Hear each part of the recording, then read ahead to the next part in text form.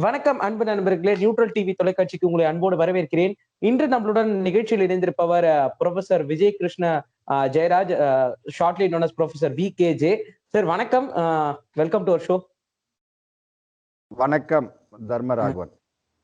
Thank you sir. Sir, இப்போ நேத்து வந்து பாத்தீங்கன்னா budget, that is annual financial statement வந்து பாத்தீங்கன்னா ரிலீஸ்ட் ஆயிருக்கு ஃபார் தி இயர் 2021 to 2022.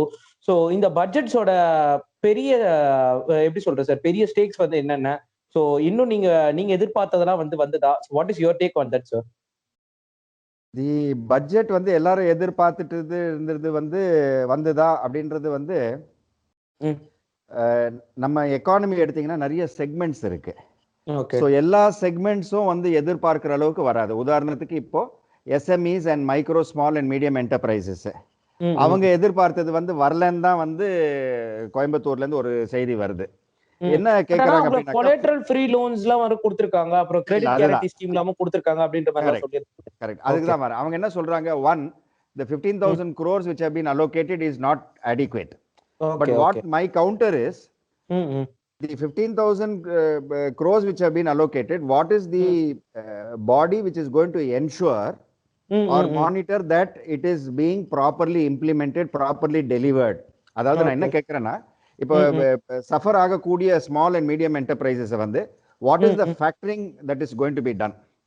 அந்த இடத்துல தான் what I emphasized was that those who are in the suffering mode or those who are facing the difficulties, அவங்க என்ன பண்ணணும், they have to come forward. You have to use your company auditor or you have to go forward to the banker. இந்த numbers அதிகம். இப்ப bankers எடுத்து பாத்தீங்கன்னா number is less தான். So unless the crying baby does not cry, no one is going to give attention to it. Exactly. So in the 15,000 crore, it is good enough. So coming back to your question, எல்லா செக்மெண்ட்ஸும் cover ஆகுதுன்னா, yes, it is a 360-degree budget. But ஒரு budget is only a regulatory mechanism. அதாவது யுக்தி ஒண்ணு, அதாவது ஒரு நாட்டுக்கு போடக்கூடிய strategy it is a long term. அதுல annual and interim budgets it is a control mechanism. நம்ம போடக்கூடிய யுக்தி சரியான முறையில நடத்தி கொண்டு போறதுக்கு ஃபினான்ஷியல் அலோகேஷன்ஸ், அதாவது what is going to be our revenue and thereby what are going to be the allocations அப்படின்னு காட்டக்கூடிய ஒரு கண்ட்ரோல் மெக்கானிசம் தான். நிறைய பேர் என்ன நினைக்கிறாங்க, இந்த கண்ட்ரோல் மெக்கானிசமே ஒரு சொல்யூஷன் அப்படின்னு எதிர்பார்க்கிறாங்க. அது கொஞ்சம் it is not so complete. So yes, the budget, I am quite happy with the budget, but ஒரு எதிர்பார்ப்பு, இந்த டாக்ஸ் ஸ்லாபை கொஞ்சம் இன்க்ரீஸ் பண்ணுவாங்கன்னு பார்த்தோம். But no, probably they will do it later on. But otherwise I think all issues have been addressed. Last year பாத்தீங்கன்னா the expenditure spend was around 30,042,230 crores, which was around 12.7% more than the earlier year, அதாவது 2019 விட. இந்த வாட்டி எடுத்து பாத்தீங்கன்னாக்கா they have increased it by close to around 5 lakh crores. So it has gone up to 35, the increase is approximately something like 16%. So from 12.7 to about 16% has been the expenditure outlay, which has been the increase. And what they are trying to do is, இப்போ அந்த shortfall எப்படி பண்ண போறாங்க, next 2 monthsக்கு madam, our finance minister, she has mentioned they are going to go for market borrowings to the tune of about 80,000 crores. So overall I think the team, the chief economic advisor and the whole team, they have done a good job. ஏன்னா நம்ம trust பண்ணோம் sir, இவங்க எல்லாம் bureaucrats. அவங்க political மைலேஜுக்காகவோ எதுக்கோ கிடையாது. அவங்க எல்லாம் கஷ்டப்பட்டு படிச்சு உட்கார்ந்து they are actually advising the political council, they are advising the ministers. So அவங்க மேல நம்ம அந்த பியூரோக்ராட்டிக் சிஸ்டம் மேல ஒரு நம்பிக்கை வைக்கணும் நம்ம. So I think the budget, they have put their best foot forward. Okay sir. Sir, இப்போ நீங்க சொல்லிருந்தீங்க எம்எஸ்எம்இக்கு பாத்தீங்கன்னா லைக் ஒரு இந்த இது டைரக்டா போய் சேருதா, எந்த பாடி போய் கொடுக்குது அப்படின்ற ஒரு கேள்வி இருந்தது. ஸோ நமக்கு எல்லாருக்குமே பாத்தீங்கன்னா இந்த மினிஸ்ட்ரி ஆஃப் எப்படி சொல்றது, மைக்ரோ ஸ்மால் அண்ட் மீடியம் என்டர்பிரைசஸ்க்கு பாத்தீங்கன்னா ஒரு செப்பரேட் மினிஸ்ட்ரி வேணும் அப்படின்ற மாதிரி பாத்தீங்கன்னா லைக் ஒரு டிமாண்ட் ரொம்ப நாளாவே இருந்துட்டு இருந்து. ஸோ அது மட்டும் இல்லாம 90% ஆஃப் தி எக்கனாமி, அதாவது 90% ஆஃப் தி எம்ப்ளாய்டு பீப்புள்ஸ் தான் பாத்தீங்கன்னா இந்த செக்டார்ல தான் இருக்காங்க அப்படின்னு மாதிரி சொல்றாங்க. ஸோ எல்லா பெரிய பெரிய எக்கனாமிஸ்டும் சொல்ற விஷயம் என்ன அப்படின்னு பாத்தீங்கன்னா, whenever you are எப்படி சொல்றது, இந்த செக்டார் அப்லிஃப்ட்மெண்ட் ஆனாதான் இந்தியன் எக்கனாமி டோட்டலா அப்லிஃப்ட்மெண்ட் ஆகும் அப்படின்ற மாதிரி ஒரு வாதத்தை வைக்கிறாங்க sir. What is your take on that sir? It is true that majority of the employers and the employees happen to fall in this segment. இப்போ எல்லாரும் வந்து ஆசைப்படுவாங்க, நான் ஒரு பெரிய கம்பெனில வேலை செய்யணும், ஒரு மல்டிநேஷனல் கார்பரேஷன்ல வேலை செய்யணும், இல்ல கவர்மெண்ட் உத்தியோகம் கிடைக்கணும்னு. அது வந்து எல்லாருக்கும் கிடைக்கிறது இல்லை. So most of these companies பாத்தீங்கன்னாக்கா, there are companies which do a turnover of from 1 crore to 10 crores to 50 crores. So in the rangeல தான் நிறைய multiples இருக்கு. So actually இது வந்து it forms the main core of our economy's value addition. இப்போ நம்ம economy எடுத்தீங்கன்னா 4 செக்டரா பிரிக்கலாம். Core வந்து அக்ரிகல்ச்சர், அதுக்கப்புறம் இண்டஸ்ட்ரி, ஆல் த இண்டஸ்ட்ரீஸ், அப்புறம் கனெக்டிவிட்டி. இது டாக்டர் ஏபிஜே அப்துல் கலாம் சொன்னதுதான். அதுக்கப்புறம் நாலேஜ் செக்டர். இப்போ நாங்க எஜுகேஷன் சைடு, கன்சல்டிங் சைடு, இந்த சைடு எல்லாம் பார்க்கும்போது we are part of the knowledge sector. So we try to add value, but the core value வந்து அந்த அக்ரிகல்ச்சர் டு இண்டஸ்ட்ரி கொண்டு போற அந்த கோர் வேல்யூ, அந்த வேல்யூ அடிஷன் கொடுக்கிறது வந்து எஸ்எம்இஸ் அண்ட் எம்எஸ்எம்இஸ் தான். இப்போ பெரிய கம்பெனிஸ் எடுத்தீங்கன்னா கூட, I don't want to mention the name, very large companies are doing very high turnovers. Even they are outsourcing the small companies for job work. ஒரு lathe work ஆகட்டும், இல்ல ஒரு construction ஆகட்டும், இல்ல பெரிய ஒர்க் ஆகட்டும், இல்ல ஒரு சின்ன டிஸ்பிளே, எலக்ட்ரானிக் டிஸ்பிளே ஆகட்டும், இதெல்லாம் தே are out sourcing these small companies. So these are the feeder companies. So இந்த கம்பெனிஸ் வந்து தே ஹேவ் டு ரிவைவ். இப்போ அவங்க நிறைய பேர் என்ன இருக்கு, சேலரி அடி வாங்கியிருக்கு. Because already they have to pay the EMIs. அந்த இடத்துல வந்து இன்ட்ரெஸ்ட் ஆன் இன்ட்ரெஸ்ட், அதுல வந்து கொஞ்சம் ரிஎம்பர்ஸ்மென்ட், அதுக்கு வந்து ரிட்டர்ன்ஸ் எல்லாம் கொடுத்திருக்கு. the government has taken care. So some of them have got some refunds back. எங்களுக்கு கூட கொஞ்சம் ரிஃபண்டும் வந்தது. But whether it is enough to manage இல்ல, அதுதான் அங்க இது. ஸோ இது வந்து எப்படி சொல்றது அப்படின்னாக்கா, ஃபாஸ்ட் பவர்ஃபுல் ஆண்டர்பிரினர்ஸ், இந்த எஸ்எம்இஸ்ல எம்எஸ்எம்இஸ்ல இருக்கக்கூடிய பவர்ஃபுல் ஆண்டர்பிரினர்ஸ், அவங்களோட லீடர்ஷிப் குவாலிட்டியை நம்பி இருக்கு. அவங்க சில பேர் வந்து அவங்க ஒரு கம்பெனி ஆரம்பிச்சிருக்காங்க, but they are looking for the government to come forward to help. அதாவது ஃபேக்டரிங்னு சொல்லுவோம். அதாவது இப்போ ஒரு என்பிஏ இருக்கு, it is not performing, due கட்ட முடியல. அப்ப என்ன பண்ணும், the banker is expected to go and link it up, check up with the supply line, or what is your issue, what is your problem, then go to the back end to see where the blockage is.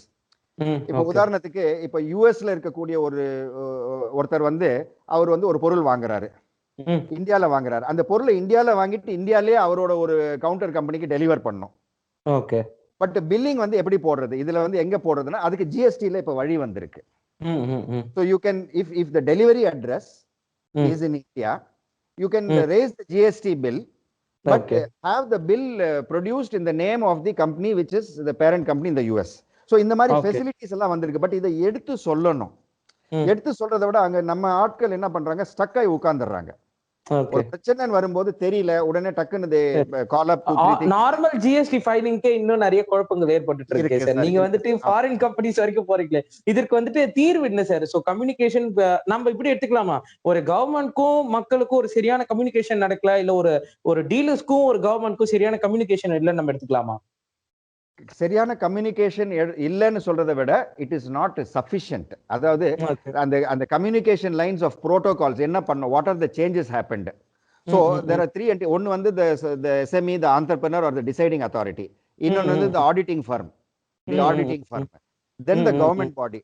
ஒரு ohms, இப்ப இன்சூரன்ஸ்ல வந்து ஒரு ohms puts இருக்கிற மாதிரி, ஒரு ohms puts man இருக்கிற மாதிரி, you should have something else or very powerful portal or an app that is fast. அதாவது கொஞ்சம் இப்ப இந்தியா வந்து ஒரு யுஎஸ் எக்கானமி வந்து எவ்வளவு ஸ்பீடா மூவ் ஆகணும், ஒரு குயிக் டிசிஷன் எடுக்கணும். நம்ம ஆளுங்க எப்படின்னாக்கா, எனக்கு ரூல் இல்ல, எனக்கு ஆத்தரைசேஷன் இல்ல, எனக்கு ஐ கேனாட் டு எனிதிங், நான் கேட்கணும். சோ நம்மளோட இது we are too vertically structured. Decision making time ஆகுது. வேற அந்த ரிஸ்க் டேக்கிங் அபிலிட்டி, இப்போ அமெரிக்கன் எக்கானமில பாத்தீங்கன்னாக்கா, ஒரு ஸ்டேட் லெவல் இருக்கும், ஒரு கவுண்டி லெவல்ல இருக்கும். அவனுக்கு தெரியும் நான் என்ன பண்ண, இதுதான் இவருக்கு பண்ணணும் அப்படின்னாக்கா, ஓகே எனக்கு ஆத்தரைசேஷன் இல்லைன்னா கூட ஐ கோ ஹெட். அவங்க தலையை வந்து அடமான வைக்கிறதுக்கு ரெடியா இருக்கிறாங்க. ஆனா நம்ம வந்து பனிஷ்மெண்ட்டுக்காக பயப்படுறோம். அதாவது ஒரு டீவியேஷன் ஆயிடுமோ, ஒரு வயலேஷன் ஆயிடுமோ அப்படின்ற ஒரு பயம் இருக்கு. At the same time we are not having proper records. Okay. So அந்த யுஎஸ் எக்கானமி போற ஸ்பீட் வந்து it is based on the records. So what records of all transactions, every transaction which is unique is getting recorded. Okay. But நம்மளோட digital சைடும் வந்து it is a little bit weak. Professor, எனக்கு இங்க தான் வந்துட்டு ஒரு கேள்வி கேட்கணும்னு தோணுது. நீங்க இப்ப யுஎஸ் ஓட கம்பேர் பண்ணதுனால So what is the structure which is in US? Because இங்க நம்ம ஒரு மிக்ஸட் எக்கனாமி ஃபார்ம்ல வந்து நம்ம இயங்கி வந்துட்டு இருக்கோம்.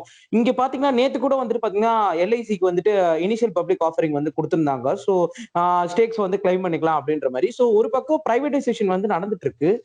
இதை வந்து பாத்தீங்கன்னா மக்கள் வந்துட்டு பிரைவேடைசேஷன் நடந்துட்டு இருக்கும்போது நாட்டையே வித்து கொடுத்துருவீங்க அப்படின்ற ஒரு குற்றச்சாட்டு வந்து பாத்தீங்கன்னா கவர்மெண்ட் மேல வந்து வச்சுட்டு இருக்காங்க.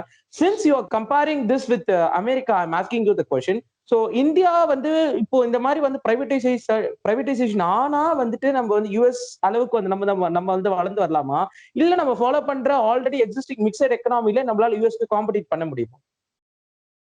Excellent excellent question. நல்ல கேள்வி இது. நிறைய பேருக்கு இந்த மெசேஜ் போய் சேரணும் ஆக்சுவலா. ஓகே. அதாவது இப்போ ஒரு கேள்வி. இப்போ ஒரு private company, okay, is in existence for few years, is doing very well. அந்த private company after being in existence and doing very well, he is going public. Okay. அப்போ you are going for public funds and public borrowing. இதை நாங்க மேனேஜ்மெண்ட்ல எப்படி பாக்குறோம்னாக்கா, yes we are getting more funds, but இதை வந்து ஒரு exit ஸ்ட்ராட்டஜியா பார்க்கிறோம். Okay, okay, okay. Going public means it's an exit strategy. Similarly, ஒரு பப்ளிக் என்டர்பிரைஸ் இருக்கு, அதை வந்து let it be Air India or Metropolitan Transportation or anything as a matter of fact, அதை வந்து டைவெஸ்ட் பண்ண போறோம் இல்ல டிஸ்இன்வெஸ்ட்மெண்ட் பண்ண போறோம். Divest is part of disinvestment plan தான். So when you are doing that, what is the meaning? And the meaning என்னன்னாக்கா, the government now feels it is time that it has matured. Now this can take off. இப்போ ஒரு பொண்ணை வந்து வளர்த்தோ இல்ல பையன் வளர்த்துட்டு ஒரு சர்டன் ஸ்டேஜுக்கு வந்த பிறகு you cannot have a total claim. One day the child has to get married and move out. They have to create their own family. They have to face the market hardships. இது வந்து நம்ம ஒரு sentimental value வச்சுட்டு, இப்ப எங்க அப்பா ஒரு hotel வச்சிருந்தாரு, அதனால வந்து நான் இந்த ஹோட்டலை விற்க மாட்டேன், இதை யாருக்கும் கொடுக்க முடியாது அப்படின்னு சொல்லிட்டு நான் அதை பிடிச்சிட்டு கட்டிட்டு இது பண்ணிட்டு இருக்கலாம். So அது வந்து business is business. Business is not a sentimental thing that we are going to hold. So people வந்து என்ன புரிஞ்சுக்கணும் அப்படின்னாக்கா, divestment is part of the development process. ஒரு குளோபல் எக்கானமி ஊருடன் ஒத்துப்போ, அது மாதிரி உலகத்துடன் ஒத்துப்போ. நான் தனியா தான் நிப்பேன், தனியா தான் இருப்பேன் அப்படின்னாக்கா, அப்போ வந்து நான் நார்த் கொரியன் லீடர் மாதிரி தான் இருப்பேன். எல்லாரும் வந்து அப்படியே குற்றவாளியா மாதிரி தான் பார்த்துட்டு இருப்பாங்க. So இது வந்து புதுசு கிடையாது. Divestment or going for this is the same as what happens in Europe or US. So இதனால எல்ஐசில பாலிசி எடுத்தவங்களோ இல்ல எல்ஐசியோட ஸ்ட்ரக்சர் வந்து அடி வாங்குமா, அஃபெக்ட் ஆகுமானா கிடையாது. பட் அதோட ஒரு ஒரிஜினாலிட்டி, ஒரு வேல்யூ வந்து மாறுமா? ஆமா, மாறும். Definitely it undergo change. இந்த மாறுதல் தேவையா? தேவை. அப்போ டைவெஸ்ட் பண்ணிட்டு what they are going to do, it is getting your funds. That means you are going to get another entity in its place, or you are going to pass the value. அந்த value, அதுல இருந்து வரக்கூடிய value வந்து வேற இடத்துல spread பண்றீங்க. இப்போ jobs create ஆகணும் அப்படின்னும் போது, அப்போ இன்சூரன்ஸ், பர்டிகுலர்லி லைஃப் இன்சூரன்ஸ்ல வந்து ஸ்ப்ரெட் ஆகணும். சார், இது 1991லயே வந்து காங்கிரஸ்ல நரசிம்மராவ் கவர்மெண்ட் வந்து ஓபன் பண்ணியாச்சு. Why did we open the economy? அது வரைக்கும் ஒரு அம்பாசிடர் காரு, ஒரு ஃபியட் தான் ஓடிட்டு இருந்து. இன்னைக்கு தேதியில பாருங்க ரோட்ல எத்தனை கார் ஓடுது. நான் லோன் தரேன், நீ லோன் தரேன், ஒரு லோன் டிஃபால்ட் பரவாயில்ல சார் அப்படின்னு சொல்லிட்டு வராங்க. ஒரு கார் என்ன, ரெண்டு car. Everyone has got a two-wheeler or an automobile today. That is development. at the same time வந்து குற்றம் சொல்றவங்க என்ன சொல்லுவாங்க, பொல்யூஷன் ஆயிடுச்சு, இதாயிடுச்சு, டிராபிக் இதாயிடுச்சு, ஃபியூவல் ஏறிடுச்சு அப்படின்னும் போது அவங்க சொல்ற குறை வந்து நம்ம கேட்டுக்கணும். But it is our duty to explain to them. So LIC or even the பிஎஸ்யூவோட அந்த ரெண்டு பிஎஸ்யூ வந்து IDBI whatever divestment they are going to do, I feel it is good for the economy. The time has come. ஏன் பண்றாங்கன்றதை நான் explain பண்ணிட்டேன். But எந்த அளவுக்கு பண்ணணும், 49% இருந்து 74%, அது யுக்தி, அது ஸ்ட்ராட்டஜி. ஏன் பண்றதுல வந்து ஒரு டவுட்டே கிடையாது. நான் ஆரம்பத்திலேயே சொல்லிட்டேன், பப்ளிக்கா ஏன் போறோம் அப்படின்னா எக்ஸிட் ஸ்ட்ராட்டஜி. அந்த இடத்த விட்டு வெளியில வரும், நம்ம எக்ஸிட் ஆயிடுறோம். இப்ப சார் ஒரு சிம்பிள் கேள்வி சார், மைக்ரோசாஃப்ட் யார் ஆரம்பிச்சது உங்களுக்கு எல்லாருக்கும் தெரியும். Bill Gates has started the what is Bill Gates ஓட ஸ்டேக் இன் மைக்ரோசாஃப்ட் இன்னைக்கு தேதியில? less than 4%. Okay okay okay okay. So அதுல அவர் வந்து உலக பணக்காரர்ல வந்து இரண்டாவதா இருக்காரு அவர். அது அப்போ அவர் அந்த கண்ட்ரோலை ஷேர் பண்ண தொட்டு தான் he is ranking high. Okay okay okay. அதாவது யுக்தியில வந்து நம்ம கண்ட்ரோலை புடிச்சிட்டு வைக்கிறது ஒண்ணு, கண்ட்ரோலை ரிலீஸ் பண்ணிட்டு மார்க்கெட்ல இருந்து வேல்யூ மேக் பண்றது இன்னொன்னு. இத வந்து மக்கள் வந்து புரிஞ்சுக்கணும். இதே ஆட்டிட்யூட் தான் வந்து அக்ரிகல்ச்சர் செக்டார்லயும் இருக்கு. அவங்க தப்பு பண்றாங்க. நீங்க அடுத்த கேள்வி வரீங்களோ இல்லையோ தெரியல, நான் சொல்லிடுறேன், எனக்கு மைண்ட்ல வந்து. கண்டிப்பா கண்டிப்பா. ஐ அம் நெக்ஸ்ட் இன்டு அக்ரிகல்ச்சர் வந்து. இந்த ஏபிஎம்சி ஆக்ட் பிரச்சனை வந்து கிட்டத்தட்ட 30 வருஷம் பிரச்சனை இது. இது வந்து பாஜக வந்து ஆரம்பிச்சது அப்படின்னு சொல்றது வந்து தப்பு. இன்னைக்கு தேதியில காங்கிரஸ் இருந்தா கூட அதே 3 types of formulas they would have gone for the freedom only. இது வந்து டிஃபரெண்ட் கிடையாது. நான் என்ன சொல்ல வரேன்னா, நிறைய பேர் வந்து மோனோபோலிஸ்டிக் காம்படிஷனுக்கும் மோனோபோலிக்கும் வித்தியாசம் தெரியாம இருக்கிறாங்க. Okay professor many sellers, please please many sellers, many buyers. அவங்க என்ன நினைக்கிறாங்க, மோனோபோலி ஆயிடும், கார்ப்பரேட்ஸ் வந்து நம்மள மோனோபோலைஸ் பண்ணிடுவாங்கன்ற ஒரு பயம் இது. அதுக்கு சட்டம் இருக்கு சார், நம்ம டெமோக்ராட்டிக் கண்ட்ரி. சட்டம்னு ஒண்ணு இருக்கு, மீடியான்னு இருக்கு, ஃபிஃப்த் எஸ்டேட்னு ஒண்ணு இருக்கு. அப்படி ஃபார்மர்ஸ் நம்ம தொங்க விட்டுற மாட்டோம். இன்னொரு ஆட்டிடியூட், கார்ப்பரேட்ஸ்னா ஒரு பயங்கரமான ஆளுங்க அவங்க, தனியார் நிறுவனம் ஒரு பயங்கரம், தனி முதலாளிகள் அப்படின்ற ஒரு ஆட்டிடியூட் இருக்கு. இது தப்பு. இன்னைக்கு தேதியில வந்து எம்ப்ளாய்மெண்ட்டோ ஒரு காம்படிட்டிவ் அட்வான்டேஜ் வர்றதும் சார், கம்ப்யூட்டர் யாரு கிராமத்துக்கு கொண்டு போனது? கவர்மெண்ட் கொண்டு போறதுக்கு முன்னாடி ஆப்டெக்ன்ற ஒரு கம்பெனி தான் குக்கிராமத்து வரைக்கும் கம்ப்யூட்டர் நாலேஜ் வந்து கொண்டு போய் கொடுத்தாங்க. கவர்மெண்ட்டும் தேவை, பிரைவேட்டும் தேவை. ஸோ கார்பரேட் தனியார் முதலாளிகள் வந்து அவங்க வந்து முதலைகள் அப்படின்னு maybe some people are bad, but பெரும்பாலும் நான் பார்த்த அளவுல நிறைய பேர் மனசாட்சி இருக்கிறவங்க தான் இருக்கிறாங்க corporates. Okay okay okay since you touched agriculture இருக்காங்கன்னு சொல்லிட்டு 4 பாம்பு வந்து விஷமா இருக்குன்னு சொல்லிட்டு மொத்த பாம்பு இன்னமும் விஷம் அப்படின்னு சொல்றதுல வந்து அர்த்தம் கிடையாது. நம்ம நாட்டுல வந்து பாம்பையும் வந்து நம்ம தெய்வமா மதிச்சு கும்பிடுறோம். Okay, okay, okay, Professor. Since you touched about agriculture, so what is the problem in APMC? ஏன் வந்துட்டு இவ்வளோ குறுல்படிகள் வந்துட்டு இருந்துட்டு இருக்கு? ஸோ இப்போ வந்து பாத்தீங்கன்னா, ஸோ ரிஃபார்மிங் ஏபிஎம்சி அப்படின்ற ஒரு வார்த்தை வந்து பாத்தீங்கன்னா பட்ஜெட்ல வந்துட்டு மேடம் வந்து மென்ஷன் பண்ணிருந்தாங்க. So what is the reform we can expect? And இன்னொரு மென்ஷன் வந்து நான் இங்க வைக்கணும். ஸோ பீகார்ல வந்து பாத்தீங்கன்னா ஏபிஎம்சி வந்து அபாலிஷ் பண்ணிட்டாங்க. ஸோ அதுக்கப்புறம் பீகாரோட growth ரேட்டோ இல்ல வந்துட்டு பாத்தீங்கன்னா லைக் இந்த சேலோ வந்து பாத்தீங்கன்னா பீகாரோட growth ரேட் வந்து பாத்தீங்கன்னா இந்தியாவை விட டபுள் மடங்கா இருந்தது. டபுள் டிஜிட் வந்து growth ரேட் ஆனாங்க அப்படின்ற மாதிரி வந்து சொல்லிட்டு இருக்காங்க ஏபிஎம்சி அபாலிஷ் பண்ணதுக்கு அப்புறம். So is APMC good or bad அப்படின்ற ஒரு கொஸ்டின் வந்துட்டு வருது. இதுக்கப்புறம் என்ன மாதிரி ஒரு ரிஃபார்ம்ஸ் வந்து எடுக்க போறாங்க ப்ரொஃபசர்? இல்ல, அதாவது the agriculture produce and marketing committee act அதுல வந்து நிறைய அமெண்ட்மெண்ட்டும் வந்திருக்கு. இட் ஹஸ் பீன் since 1985ல இருந்து டிபேட் ஆயிட்டு தான் இருக்கு. அது பிரச்சனை என்ன பிரச்சனைனாக்கா, நம்மால் இப்ப தமிழ் மக்கள் வந்து பல்லாண்டு வாழுகன்னு ஒரு படம் பார்த்திருப்பாங்க, எம்ஜிஆர் படம். அதுல எம்ஜிஆர் வந்து ஒரு ஒரு சிறை கைதிகள், பயங்கரமான கைதிகள் எடுத்துன்னு போயிட்டு ஒரு ஊருக்கு கொண்டு போயிட்டு அவரு வந்து அவங்களுக்கு வந்து விவசாயம் சொல்லி கொடுப்பாரு. விவசாயம் சொல்லி கொடுத்துட்டு அந்த கிராப்ஸ் அந்த வெஜிடபிள்ஸ் எல்லாம் எடுத்துட்டு போகும்போது அந்த ஊர்ல இருக்கிற பெரிய புள்ளி ஹோல்சேல் வியாபாரி அவர் பிரச்சனை கொடுப்பாரு. இதேதான் சார், இதுதான். அதாவது என்ன, இப்ப இந்த கவர்மெண்ட் என்ன பண்ண பாக்குறதுனாக்கா, அது நம்ம சீஃப் மினிஸ்டர் திரு எடப்பாடி பழனிசாமி அவர்களே வந்து ரொம்ப கிளியர், அவரே சொல்லிட்டார், பாஜக எக்ஸ்பிளைன் பண்ண வேண்டிய விஷயத்தை நான் எக்ஸ்பிளைன் பண்ணிட்டு இருக்கேன்னுட்டு. இப்போ there is no problem in Tamil Nadu. The farmers are happy. அதாவது என்னன்னாக்கா, if you want, you have a tie up or you get into a contractual agreement with a corporate or with a mandi or with a agent. அப்படி தேவையில்லைனாக்கா நீங்களே form பண்ணிக்கங்க. ஒரு விவசாயி வந்து நான் எங்கேயும் கொடுக்கல, நானே கொண்டு வந்து ஒரு இடத்துல வந்து கடை போட்டு நான் பெட்ஷீட்டை போட்டு நான் வித்துட்டு போறேன். So we are just totally freeing it up. So இந்த freeing up பண்ணும்போது the better man survives. அந்த போட்டி வேண்டாம். For the mandi owners or the wholesalers, the agents and particularly அந்த transportation sector monopolize பண்ணி வச்சிருக்காங்க, ஒரு கண்ட்ரோல் வச்சிருக்காங்க லாரி. அவங்க என்ன ஃபீல் பண்றாங்க, நம்ம வந்து கண்ட்ரோலை ஷேர் பண்றோம், விட்டுட்டோம்னாக்கா நம்மள தூக்கி சாப்பிட்டு போயிடுவாங்க இவங்க, அதை விடக்கூடாது, வர விடக்கூடாது அப்படின்ற ஒரு ஆட்டிடியூட். அவங்க என்ன பண்ணணும், இந்த ஆட்டிடியூட் இப்ப 1991 அப்படி இருந்தாக்கா ஆட்டோமொபைல் செக்டர் டெவலப் ஆயிருக்காது, பேங்கிங் டெவலப் ஆயிருக்காது. அதே ஒரு நம்ம நேஷனலைஸ் பேங்க்ஸை வச்சு ஓட்டிட்டு இருப்போம், ஃபாரின் பேங்க்ஸ் உள்ள வந்திருக்காது, இன்சூரன்ஸ் வந்திருக்காது. அப்போ போட்டி தேவை, பொறாமை கூடாது. அப்போ இன்டர்நேஷனல் லெவல்ல we have to compete. நம்ம காம்பீட் பண்ணும்போது தான் நமக்கு அந்த காம்பிடன்சி டெவலப் ஆகும்போது தான் நம்ம குட்ஸ் அண்ட் சர்வீஸ். நாளைக்கு இப்ப வெங்காயம் வந்து பாகிஸ்தான்ல இருந்து வருதுங்க, so we can also start exporting. அது ஃப்ரீ பண்றது தான். இப்ப மேடம் என்ன பண்ணிருக்காங்க FM, so they are going on what we call as apportioning it. அதாவது 17 ஸ்டேட்ஸ்க்கு இல்ல, பாக்கி those who want to follow you follow. நீ எடுத்துறியா எடுத்துரு, வேற என்ன பண்ண முடியும்? சரி, பட்டுட்டு நீ அடிபட்டு உனக்கு வலிக்கும் போது நீ திருப்பி வரியா வச்சுக்க. இததானே நாங்க ஆரம்பத்துல இருந்து சொல்லிட்டு இருக்கிறோம். ஸோ அந்த effective communication. ஸோ பீப்புள் வந்து ஒரு ஆட்டிடியூட் வந்துருது. இப்போ அந்த ஏஜென்ட்ஸ் ஆகட்டும், மண்டி ஃபார்மர் அஜிடேஷன் கடைசியில் பார்த்தீங்கன்னாக்கா என்ன ஆயிருக்கு பாருங்க. அவ்வளோ அஜிடேஷன், அவ்வளோ சிம்பத்தி இருந்தது அவங்களுக்கு. கடைசியில் என்ன பண்ணாங்க, ரிபப்ளிக் டே அன்னைக்கு வந்து பண்ணிட்டு இருந்த பப்ளிக் சிம்பத்தி மொத்தமா போயிடுச்சு. இன்னைக்கு தேதியில இல்ல. So what is mister Kejriwal going to say about this Delhi? So அல்டிமேட்டா பார்க்கும்போது down the line in economics all are dead. அதை நம்ம புரிஞ்சுக்கணும். இந்த லாங் ரன் ஆஃப் எக்கனாமிக்ஸ் எல்லாரும் யாருமே இங்க உட்கார போறது ஆல் ஆர் டெட். அப்படி இருக்கும்போது why don't we share control, why don't we share value, and why don't நம்ம வந்து இந்த சட்டத்தை, நாட்டில் இருக்க சட்டத்தை வந்து மதிக்கணும். சட்டம்னு ஒண்ணு இருக்கு, நமக்கு பாதுகாப்பு கொடுக்கும். அந்த சட்டம் வந்து பாதுகாப்பு கொடுக்குற அந்த லூப் ஹோல்ஸ் பிடிக்கும் போது அதுக்கு பிரஸ் இருக்கு, மீடியா இருக்கு.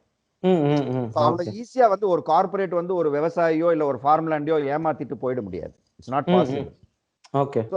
நம்ம ஆட்கள் வந்து ரொம்ப சினிமா பாக்குறாங்கன்னு நினைக்கிறேன். சினிமா பார்த்துட்டு ரொம்ப இன்ஃப்ளூயன்ஸ் ஆயிடுது போல. கார்பரேட்ஸ்னாலே ஒரு நெகட்டிவ் ஆட்டிடியூட் இருக்கு. Okay professor.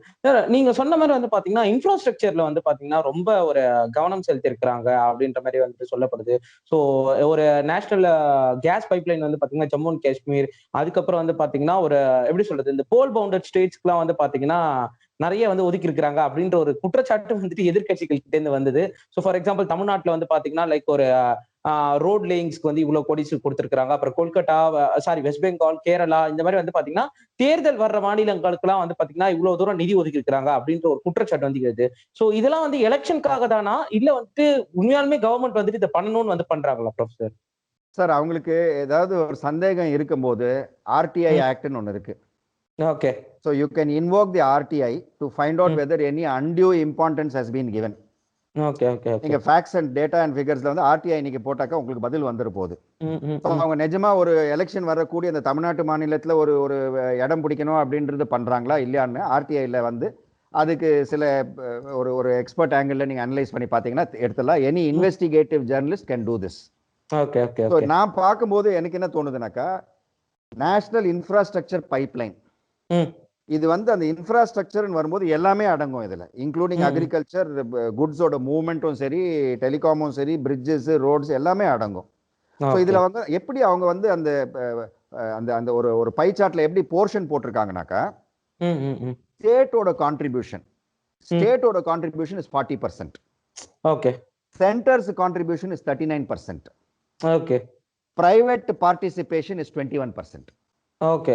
So 21% private participation, 39 from center, but 40% is state participation. Okay.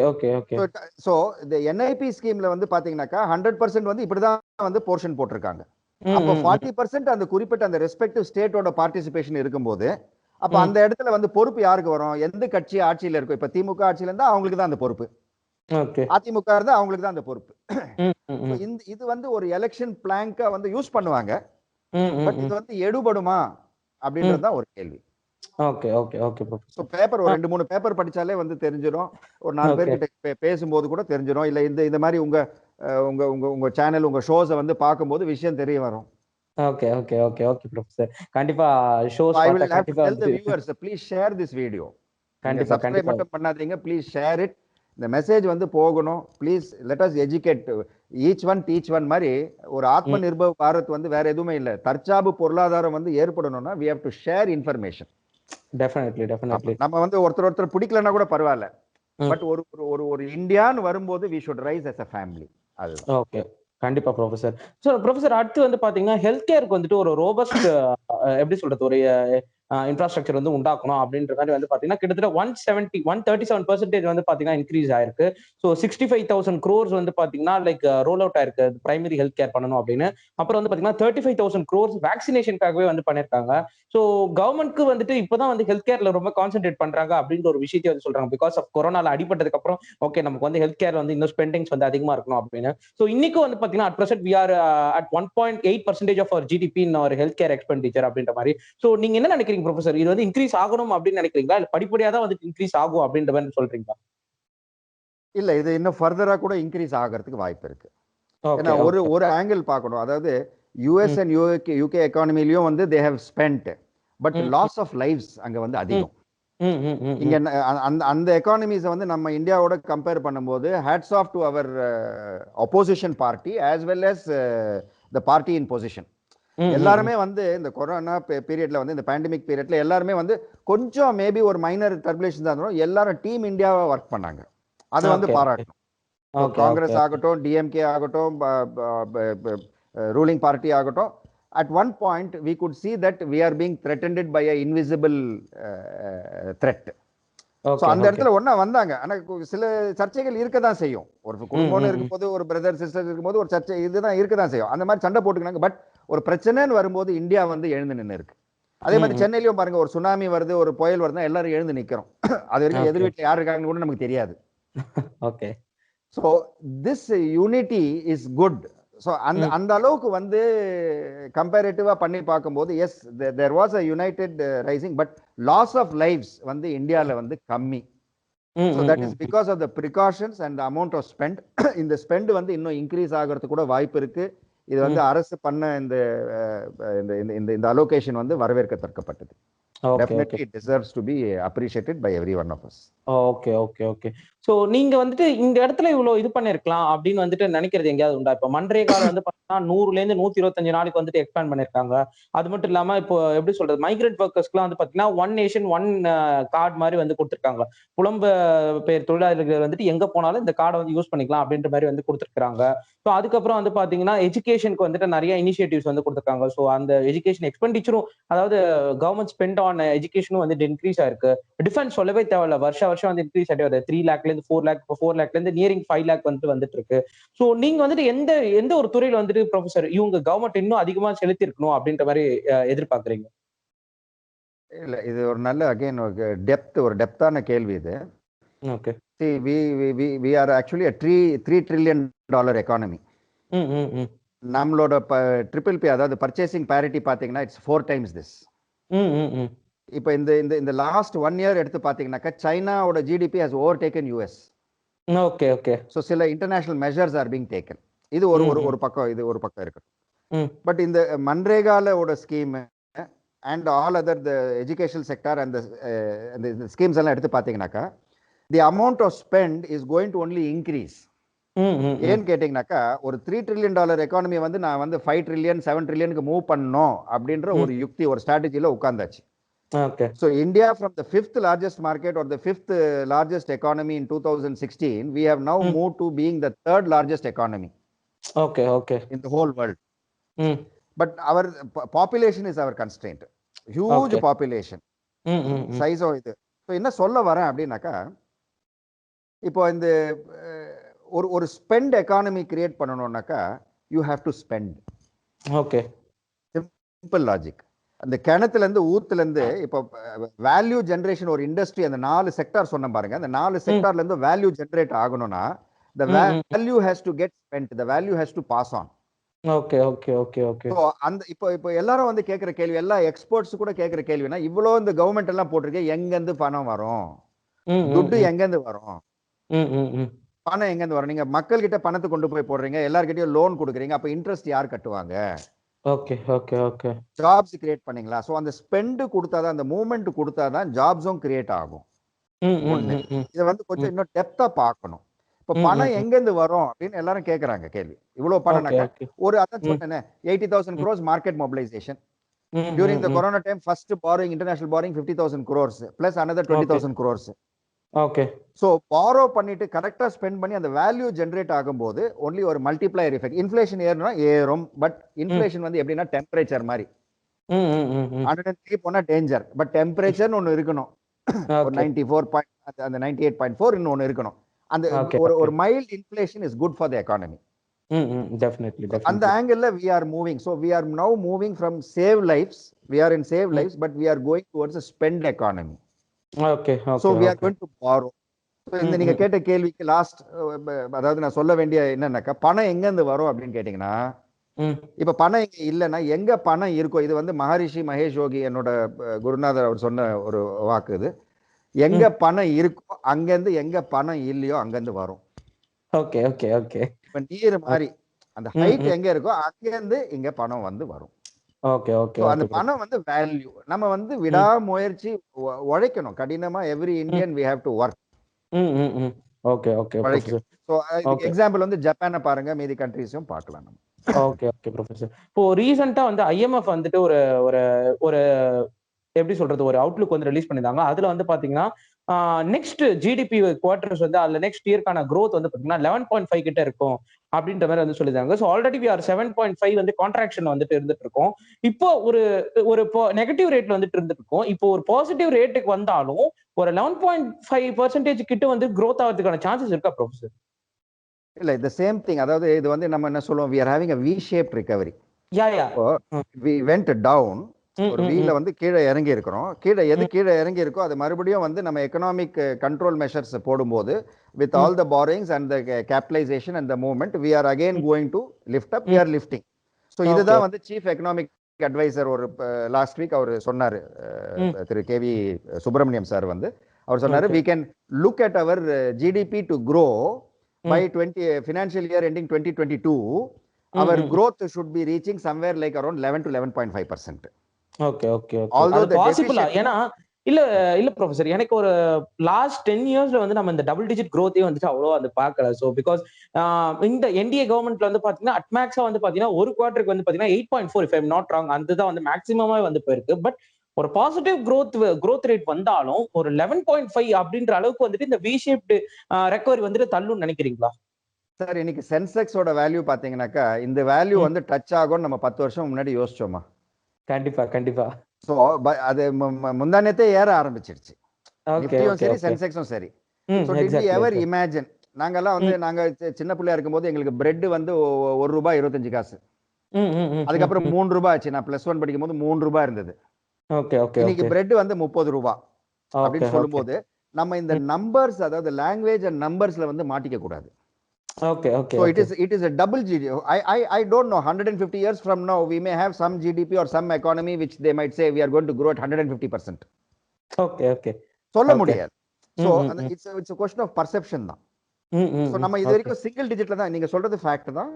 ம், It is not a feeling, it's a fact. We have been in single digit. So will we move to the double digit? It depends on the spend economy. நம்ம ம், அந்த ம், spend economy வந்து எந்த அளவுக்கு regulate பண்ணி we are moving forward.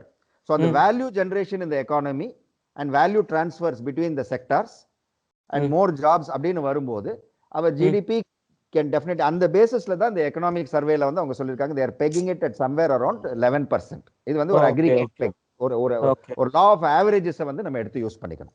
Appu okay, okay. போறது down வருது. ஸோ ஒரு ஒரு லா ஆஃப் ஆவரேஜ் எடுத்து பார்க்கும்போது ம். we are likely to go towards 11, but definitely I'm sure we will be crossing 9 to 10. Okay, It's okay. a very good possibility of going into double digit, definitely. Okay, okay professor. So thank you so much. நம்ம various aspects வந்து define பண்ணியிருந்தோம், describe பண்ணியிருந்தோம். Thank you so much. Thank you, Dharma. Thank you, Dharma Raghavan. And this is a Professor Vijay Kumar Jairam, VKJ, signing off. Thank you. Thank you, sir.